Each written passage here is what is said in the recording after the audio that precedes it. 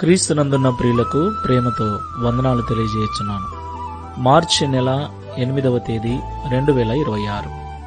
ఈరోజు దేవుడు మనకు చేస్తున్న వాగ్దానం ఏమిటనగా, కీర్తనల గ్రంథము 97వ కీర్తన 11, 12 చరణములు.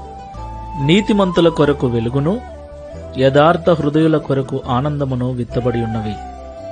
నీతిమంతులారా, యెహోవా యందు సంతోషించుడి, ఆయన పరిశుద్ధ నామమును బట్టి ఆయనకు కృతజ్ఞతాస్తుతులు చెల్లించుడి.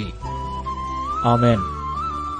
నా ప్రియమైన సహోదరి సహోదరులారా, సాధారణంగా మనము దేవుడు ఏదైనా మేలు చేసిన తర్వాత దేవునికి స్తుతులు చెల్లిస్తూ ఉంటాం, కృతజ్ఞతలు చెల్లిస్తూ ఉంటాం.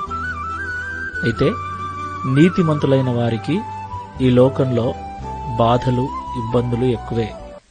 యథార్థమైన జీవితాన్ని జీవించే వారికి కష్టాలు ఎక్కువే, నిందలు, అవమానాలు ఎక్కువే. అయితే ప్రభు అంటున్నాడు, కొంతకాలం వరకే ఆ శ్రమలు, కొంతకాలం వరకే ఆ ఇబ్బందులు. ముందుగానే నీతిమంతుల కొరకు వెలుగును, యథార్థ హృదయముతో జీవించే వారి కొరకు ఆనందము సిద్ధపరచబడి ఉంది అని దేవుడి ఉదయకాల సమయంలో మాట్లాడుతున్నాడు. దేవునికి మహిమ కలుగునుగాక. కాబట్టి ఈ మాటలు వింటున్న ప్రియ సహోదరి సహోదరుడా, నువ్వు నీతిమంతుడుగా ఉంటూ ఇబ్బందులు పడుతూ ఉన్నావా? యథార్థమైన జీవితాన్ని జీవిస్తూ నిందలు, అవమానాలు, బాధలు పడుతూ ఉన్నావా? భయపడకు. ముందు నీ కొరకు మేలు సిద్ధము చేయబడింది, ఆనందము సిద్ధపరచబడింది.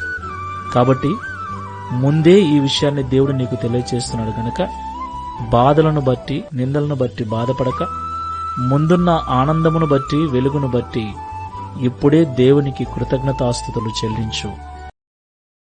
Download ShareChat.